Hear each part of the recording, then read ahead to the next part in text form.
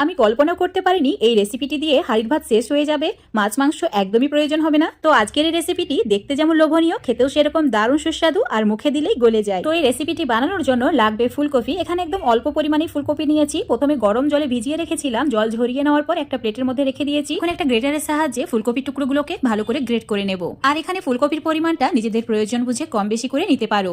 ভালো করে ফুলকপিটা গ্রেট করে নেওয়া হয়ে গেছে। এবার এর মধ্যে দিয়ে দিচ্ছি একটি ডিম আর দিয়ে দিচ্ছি অল্প একটু পেঁয়াজ কুচি, তার সঙ্গে লঙ্কা কুচি। লঙ্কা কুচির পরিমাণটা নিজেদের প্রয়োজন বুঝে কম বেশি করে নিতে পারো, মানে যে যেমন ঝাল খেতে পছন্দ করো। এবার দিয়ে দিতে হবে হাফ চামচ হলুদের গুঁড়ো, হাফ চামচ লঙ্কার গুঁড়ো, তার সঙ্গে স্বাদ মতো নুন, জিরের গুঁড়ো, ধনের গুঁড়ো আর 1 চামচ মতো চিনি। চিনিটা অবশ্যই দেবে। সামান্য একটু গরম মশলা দিয়ে সমস্ত কিছু ভালো করে একসঙ্গে মিশিয়ে নিতে হবে। মেশানো হয়ে গেলেই দিয়ে দিতে হবে বেসন। তো এখানে 4 চামচ মতো বেসন প্রথমে অ্যাড করে ভালো করে মিশিয়ে নেব। যদি মনে হয় বেসন লাগবে তাহলে আরো 2-3 চামচ মতো বেসন অ্যাড করতে হবে। তো মিশ্রণটা ঠিক এইরকম দেখতে হবে, খুব বেশি পাতলা না আবার খুব বেশি ঘনও না। এবার এই মিশ্রণ থেকে অল্প করে নিয়ে ঠিক ছোট ছোট বড়ার আকারে দিয়ে দিতে হবে। মানে ফ্রাইং প্যানে তেল গরম করে নিয়েছি, আর তেলটা একদম ভালোভাবে গরম হওয়ার পর বড়াগুলো তেলের মধ্যে অ্যাড করবে।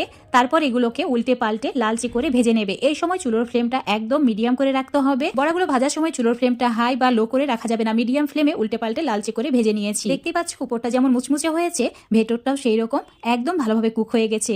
তো একটা ঝান্নার সাহায্যে তেল ঝরিয়ে নিয়ে প্লেটের মধ্যে তুলে নিচ্ছি আর বাকিগুলো একইভাবে ভেজে নিচ্ছি। ফুলকপি ডিমের এই বড়াটা সন্ধ্যাবেলা চায়ের সঙ্গে খেতে দারুণ লাগে। তোমরা চাইলে বেশি পরিমাণে বানিয়েও স্টোর করে রেখে দিতে পারো সন্ধ্যাবেলায় খাওয়ার জন্য।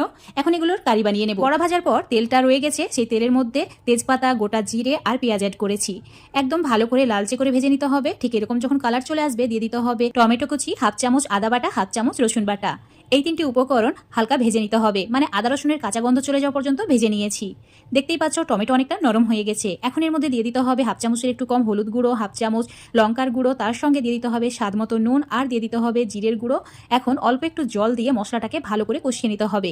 গ্রেভির জন্য যতটুকু মশলা প্রয়োজন সেই হিসাব করেই অ্যাড করেছি। চুলোর ফ্লেমটা লো করে রেখে 2 মিনিট মতো কষিয়ে নিয়েছি। তারপর এর মধ্যে দিয়েছি 1 চামচ মতো চিনি। অবশ্যই চিনিটা গ্রেভির মধ্যে অ্যাড করবে, তাহলে খেতে আরো ভালো লাগবে। আর আরো 2 মিনিট মতো লো ফ্লেমে কষিয়ে নিয়েছি। দেখতেই পাচ্ছ তেল খুব ভালোভাবে ছেড়ে দিয়েছে। তো এবার জল দিয়ে দিতে হবে ঝোলের জন্য। তো এখানে 2 গ্লাস মতো জল দিয়েছি। যেহেতু এই কোফতাগুলো জলটা টেনে নেবে, মানে ঝোলটা একটু ঘন হয়ে যাবে, তাই জলের পরিমাণটা বেশি দিতে হবে। ঢাকা দিয়ে 3 থেকে 4 মিনিট মতো হাই ফ্লেমে ভালো করে গ্রেভিটাকে ফুটিয়ে নিয়েছি। এবার এই গ্রেভির মধ্যে কোফতাগুলো দিয়ে দিতে হবে, তার সঙ্গে বেশ কয়েকটি কাঁচা লঙ্কাও অ্যাড করেছি। কাঁচা লঙ্কাগুলোকে গোটা রেখে দিয়েছি, এতে দেখতে ভালো লাগবে আর খুব সুন্দর একটা ফ্লেভার অ্যাড হবে। ঢাকা দিয়ে লো ফ্লেমে 3 থেকে 4 মিনিট মতো রান্না করব। এর বেশি রান্না করার প্রয়োজন নেই। 3-4 মিনিট পর দেখাচ্ছি তোমাদের। অল্প একটু গরম মশলা ছড়িয়ে দিয়ে এখন ভালো করে একবার মিশিয়ে নিতে হবে। তারপর দিয়ে দিতে হবে একদম ফ্রেশ দেখে ধনেপাতা কুচি। এবার ঢাকা দিয়ে চুলোটাকে অফ করে দেব।